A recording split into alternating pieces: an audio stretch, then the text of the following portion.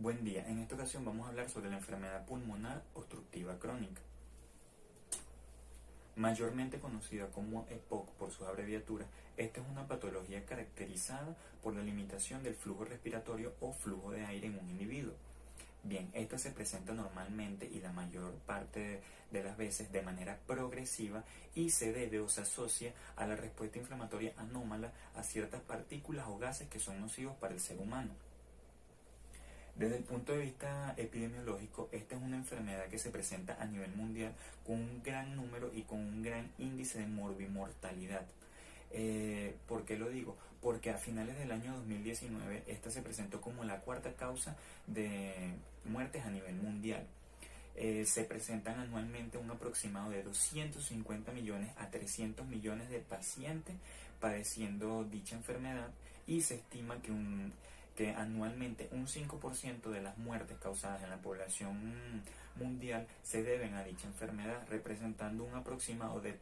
3.200.000 a 3.600.000 fallecidos por año. Desde el punto de vista epidemiológico es importante resaltar también que hace muchos años y en décadas anteriores era mucho mayor la incidencia en hombres que en mujeres, porque eran quienes accedían mayormente al consumo del tabaco. Sin embargo, en la sociedad actual se presenta casi equivalente la relación de la patología, tanto en hombres como en mujeres, por el acceso y el nuevo consumo elevado que tienen las mujeres referente al consumo del tabaco. Para seguir hablando de la enfermedad pulmonar obstructiva crónica es preciso englobar y hablar sobre lo que es la bronquitis obstructiva crónica y el enfisema pulmonar.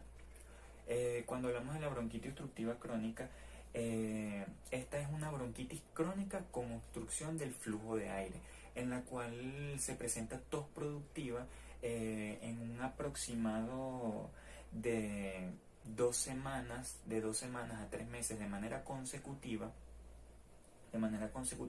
durante 2 años. ¿Qué pasa con esta? Para terminar de diagnosticarla y diferenciarla de una bronquitis crónica normal, es preciso el uso de una espirometría para detectar si existe la limitación del flujo de aire o no. Bien, en este caso es importante hacer mención de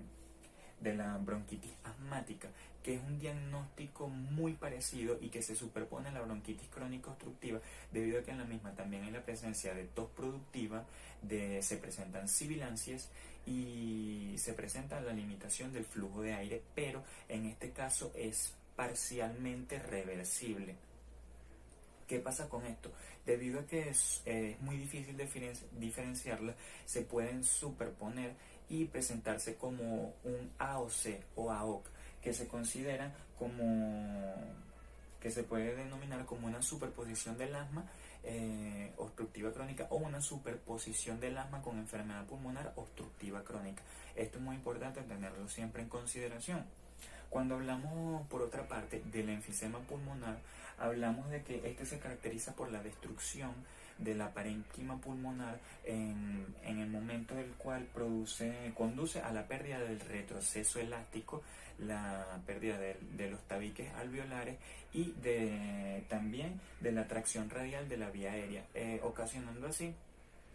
unas afectaciones considerables en la vía aérea. Bien, en esta normalmente se presenta una hiperinsuflación, una limitación del flujo de aire y una afectación de la parénquima pulmonar que puede llevar al atrapamiento de aire y, como mencioné anteriormente, a la limitación del flujo de aire, característica del EPOC. Normalmente en esta los espacios aéreos se agrandan y pueden por último aparecer vesículas efisematosas o bulas que pueden conllevar a complicar aún más esta patología. Bien, con respecto a la etiología, ¿de dónde viene el EPOC o cuáles son una de sus mayores causas? Se tiene comprendido que la mayor causa de la enfermedad pulmonar obstructiva crónica es el consumo del tabaco, el humo del tabaco, la inhalación en primera persona del humo del tabaco. Esta normalmente causa la mayoría del EPOC cuando las cajetillas o las cajas de cigarros son mayores o aproximadas a 40 por año. Bien, aparte de esto, Cuando no se presenta, es importante tener en cuenta que cuando no se presenta un antecedente de fumador en la persona que está presentando una patología o un diagnóstico parecido, es importante ahondar aún más, ya que tiende a descartarse cuando no es una persona que es fumador. Sin embargo, es importante tener en cuenta, y tiene influencia también, la contaminación ambiental y los ambientes ocupacionales, en donde diversos gases nocivos, además de lo que pueden tener el tabaco, pueden ocasionar la presencia de este tipo de enfermedades, como lo puede ser el uso excesivo o constante de leñas, de fogones, trabajar en fábricas de cemento, en bombas donde se presten servicios de combustible, en fábricas de algodón, en fábricas de embutidos donde no se utilizan las protecciones adecuadas, que pueden llevar a padecer de esta enfermedad.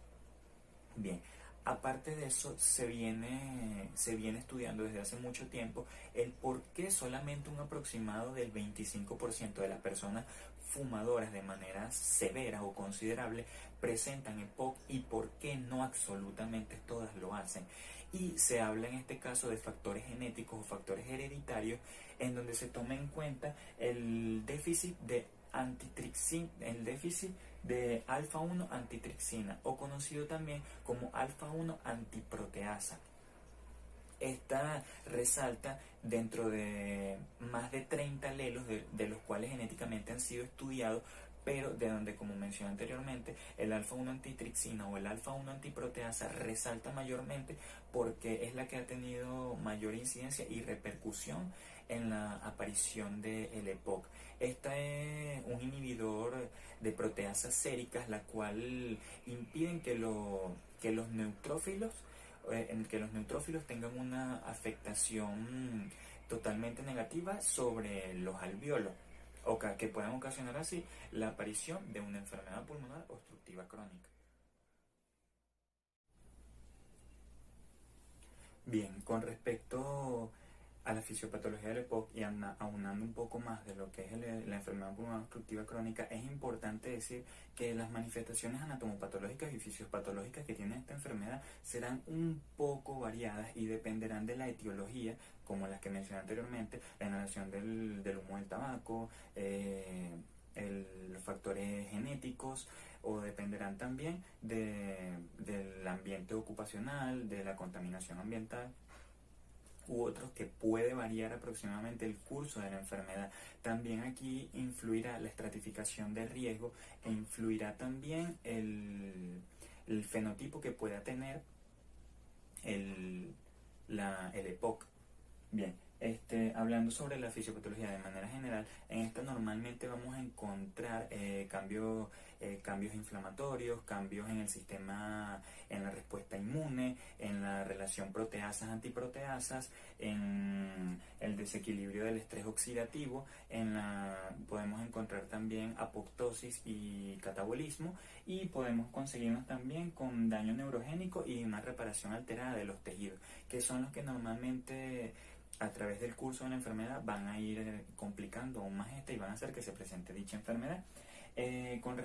Siguiendo con el curso de esta, normalmente la limitación irreversible del flujo aéreo se caracteriza por comenzar por una bronquitis crónica, como mencioné en un inicio. Como hice referencia a la bronquitis crónica en un inicio, en este momento habrá reducción del flujo aéreo, no tanto aún. Habrán cambios inflamatorios sistémicos y puede ocurrir una fibrosis a nivel bronquial. ¿Qué pasa con esto? Con el transcurso de esto puede pasar a una alteración o una afectación en la parénquima pulmonar y en la afectación de la elasticidad, de la retracción elástica y de las fijaciones alveolares, o una afectación a nivel alveolar, que aquí hablaremos sobre lo que también comenté en un inicio, es el enfisema pulmonar. Es importante destacar que esto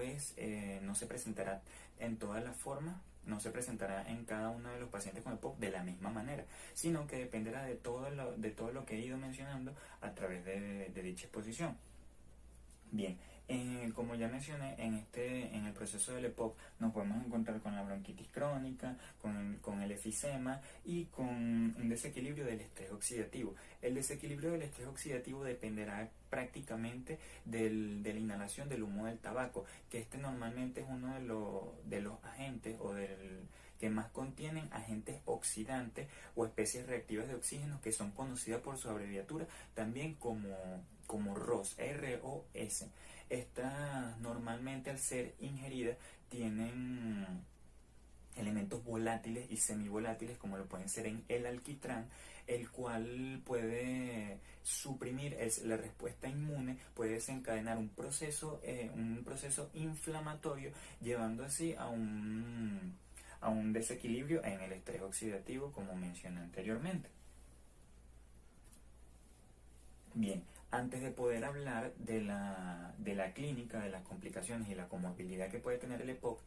como mencioné anteriormente, es preciso conocer la estratificación de riesgos que puede haber en el EPOC y los fenotipos que pueden existir, debido a los fenotipos y la estratificación de riesgos se verá cómo será aproximadamente el curso, el avance de la enfermedad, el tratamiento que se hará, se podrá ver aún mejor la etiología, el lugar de donde proviene esta, y es la siguiente. Esta estratificación de riesgos y estos fenotipos fueron publicados para hacerlo, todo lo que mencioné anteriormente, el abordaje terapéutico y absolutamente todo, de manera más sencilla, por la guía española de EPOC, de la enfermedad pulmonar obstructiva crónica. En el caso de la estratificación de riesgos nos encontramos con dos diferentes. Esta será riesgo alto y riesgo bajo. Los parámetros por los cuales se regirán serán por tres parámetros. Será la espirometría, la tabla de disnea de MMRC y por las exacerbaciones o las agudizaciones en el último año. En el caso del riesgo bajo, nos vamos a encontrar con que en la espirometría, en el volumen después de postbroncodilatación, se presentará una obstrucción menor al 50%. Esto es en el caso del bajo. Nos encontraremos en la tabla de disnea del MMRC, que en este caso para la estratificación de riesgo bajo será una disnea de 0 a 2. La tabla de la disnea llega hasta el nivel 4, en donde 0 es cuando no se presenta disnea realizando ninguna actividad, sino con esfuerzo físico elevado, y donde 4, que es la última, es cuando se presenta una disnea que incapacita a la persona tanto para salir de su hogar como para actividades simples como lo pueden ser vestirse. Bien, por eso digo, en el caso del riesgo bajo nos encontramos con una disnea que puede ir de 0 a 2 y con unas exacerbaciones, una agudización de la enfermedad pulmonar obstructiva crónica que puede ser una al año sin que haya sido ingresada o haya sido tratada hospitalariamente. En el caso de la estratificación del riesgo alto nos vamos a lo mismo otra vez, la espirometría, la tabla de la disnea y las exacerbaciones o agudizaciones. En este caso, en el caso anterior, para el riesgo bajo necesitamos que estén presentes los tres. En este caso necesitamos, en el riesgo alto, es posible diagnosticar como riesgo alto o estratificar en riesgo alto con la presencia de uno solo. En este caso nos encontraremos en la espirometría una obstrucción pulmonar por broncodilatación mayor al 50%. Nos encontraremos que se presentará una disnea mayor al nivel 2 según la tabla de MMRC, y en 2 si existe el uso de broncodilatadores. Y en el caso de las exacerbaciones o agudizaciones a nivel pulmonar de la enfermedad, nos encontraremos que estas serán 2 o más agudizaciones o exacerbaciones al año, pero sin que haya sido tratada hospitalariamente, y se necesita de una sola que haya sido tratada hospitalariamente para diagnosticar en riesgo alto. Los fenotipos permiten, aparte de la estratificación, porque vienen después de la estratificación, ya que los fenotipos se utilizan en el caso de la estratificación de riesgo alto, hablamos de que permitirá un abordaje más idóneo que disminuya el avance de la enfermedad, en los cuales nos encontramos un fenotipo que según la guía española de EPOC o de enfermedad pulmonar obstructiva crónica hablamos de 4, nos encontramos con un fenotipo no agudizador, agudizador con efisema y agudizador con bronquitis crónica. Nos encontramos con EPOC asma, que es el ACO que hablamos en primera instancia, y estos 4 nos permitirán diferenciar y hacer un abordaje más idóneo a dicha enfermedad. Por eso es importante tenerlo en cuenta tanto en la estratificación como en los fenotipos. En el caso de la clínica nos encontramos con una, voy de nuevo con esto, la clínica general y las complicaciones y la comorbilidad dependerá de la estratificación de riesgo alto o bajo y de los fenotipos que puedan existir. En este caso nos encontramos con síntomas iniciales que pueden ser la tos productiva. Nos podemos encontrar con una disnea que en un inicio será, como mencioné anteriormente, según la tabla de MMRC, puede presentarse con una disnea nivel 0, 1 hasta 2, que poco a poco irá avanzando con el curso de la enfermedad. Nos encontramos con una cefalea matinal cuando ya la enfermedad está un poco más avanzada, que puede darnos indicios de una hipercapnia o una hipoxemia nocturna. Con respecto a los signos, estos irán apareciendo o como bien dicen, serán más significativos mientras la enfermedad va avanzando más. Nos podemos encontrar con sibilancia, con una fase expiratoria prolongada, con una hiperinsuflación pulmonar, con un tórax en tonel, una pérdida de peso, una disminución de la masa muscular. Mientras más avanza, nos podemos encontrar con una respiración de labio fruncido y una cianosis considerable. Normalmente también cuando esto se va presentando se caracteriza o se puede presentar también como un asma y como que si existiera un asma de manera consecutiva, debido a que las personas que tienen EPOC, debido a que la elasticidad se va perdiendo y el tórax en forma de tonel, se van a utilizar siempre los músculos accesorios como mecanismo compensatorio para realizar un mejor proceso tanto inspiratorio como expiratorio. Bien, en el caso de las complicaciones y la comorbilidad, como bien dije, dependerá de la estratificación de riesgo y los fenotipos. Las complicaciones, la que más se habla normalmente es sobre las exacerbaciones o las agudizaciones que pueden existir de la enfermedad a través del año. Estos normalmente son periodos, como bien su nombre dice, de agudizaciones que tendrán un malestar clínico, agudizarán los síntomas respiratorios de una manera considerable mientras son tratados. En esto se pueden presentar cada uno de los signos y síntomas antes mencionados, pero de manera mucho más acentuada. Por eso su nombre es de agudizaciones o exacerbaciones. En el caso de la comorbilidad, nos podemos encontrar con insuficiencia cardíaca, con arritmias, principalmente en una fibrilación auricular. Nos podemos encontrar con hipertensión, un deterioro cognitivo de tipo no Alzheimer, una osteoporosis por el consumo exagerado del humo de tabaco, por el uso de corticosteroides, el uso de corticosteroides prolongado, que es uno de los tratamientos que más adelante hablaremos. Y nos podemos encontrar con cáncer de pulmón, en que normalmente se presenta un doble riesgo cuando las personas fuman más de 60 cajas de cigarrillos diarios. Y el EPOC, ya hablamos anteriormente, que se puede presentar a partir de solamente 20 cajas de cigarro.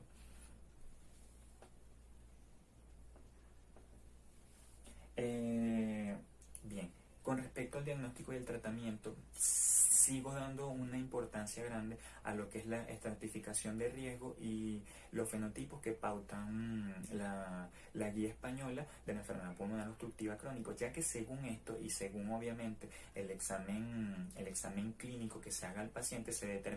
podrá determinar un tratamiento o se realizarán variedad de pruebas diagnósticas que permitan así el abordaje ideal. En el caso de las pruebas diagnósticas o en el caso del diagnóstico, nos encontramos con que la historia clínica epidemiológica es sumamente importante para conseguir la etiología de la enfermedad. Nos encontramos también con una radiografía de tórax que prácticamente siempre nos permite diagnosticar casi en su totalidad cuando hablamos de EPOC en conjunto con la historia clínica. En esta nos podemos encontrar las bulas, nos podemos encontrar un aplanamiento en el tórax y otras características más que nos pueden dar indicios de que estamos hablando de una enfermedad pulmonar obstructiva crónica. Sin embargo, para poder diagnosticar la enfermedad pulmonar obstructiva crónica de manera adecuada, óptima y totalmente confiable, es necesario realizar el uso de una prueba de espirometría en donde se verá afectado el valor máximo de expiración en el primer segundo y broncodilatadores, que es característico del EPOC. Normalmente se realiza también una tomografía, se pueden realizar tomografías para cualquier tipo de diagnóstico diferencial o para ver hasta qué punto ha avanzado el EPOC. Nos encontramos también con que los paraclínicos no tienden a ser tan específicos para el diagnóstico, a menos que hablemos de la identificación de la alfa-1 antitrixina o antiproteasa, que nos permitirá ver el curso que puede tener esta enfermedad más adelante, o si se presenta de manera genética o hay una predisposición más elevada a padecer o complicar aún más este EPOC. Se realizan también el uso del ecocardiograma para diferenciar así que la disnea no sea causa de una disnea cardíaca, que no es una disnea cardíaca. Se realizan gases arteriales y electrolitos séricos no para diagnosticar en un inicio, pero sí nos permite identificar cualquier tipo de acidez metabólica por la cual pueda estar pasando el paciente, o un proceso de hipercapnia o hipoxia, de hipoxia o hipoxemia que se pueda presentar en un momento determinado. Nos encontramos también con las pruebas de Sputo, pero las pruebas de Sputo son utilizadas mayormente en las complicaciones, que como mencioné anteriormente son las exacerbaciones o agudizaciones del EPOC, que normalmente, como su nombre lo dice, agudiza cada uno de los signos y síntomas de dicha enfermedad, complicando aún más la patología respiratoria. En estos momentos se realiza la prueba de Sputo para ver si existe la presencia de cualquier tipo de agente infeccioso que pueda complicar aún más la enfermedad. En el caso del tratamiento, nuevamente recalco la importancia de la estratificación anterior y los fenotipos, ya que dependerá de esto. El tratamiento iniciará con una recomendación y ayuda terapéutica en la cual se indica dejar de fumar, dejar de un lado el cigarrillo, ya que el humo de cuando ya el EPOC esté establecido, acelerará mucho más el proceso y el curso de la enfermedad, y si ya existe la presencia de EPOC, el mismo prácticamente detendrá de manera considerable lo que es el avance de dicha enfermedad. Se indican también, para ayudar esto a dejar el cigarrillo, parches de nicotina, y cuando los tratamientos farmacológicos que se pueden utilizar, hablamos de beta-agonistas y anticolinergéticos que se utilizan como broncodilatadores, tanto de corta como de larga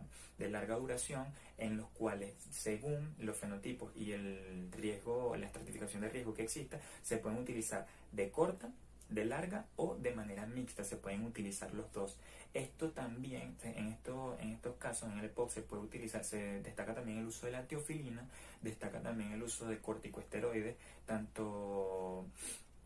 intramusculares, endovenosos, pero preferiblemente inhalados. Sin embargo, se tratan de evitar por las complicaciones que estos pueden tener, que pueden ser muchos, desde insuficiencia renal, osteoporosis y muchas otras, por lo cual se trata de evitar. Y se recomienda, en el caso de estos pacientes, para evitar también exacerbación, tener un esquema de vacunación completo en los cuales pueden resaltar vacunas como la neumocóxica, para evitar así cualquier tipo de agente infeccioso que pueda complicar aún más la enfermedad, llevando así a la muerte de un paciente o a la complicación severa del mismo.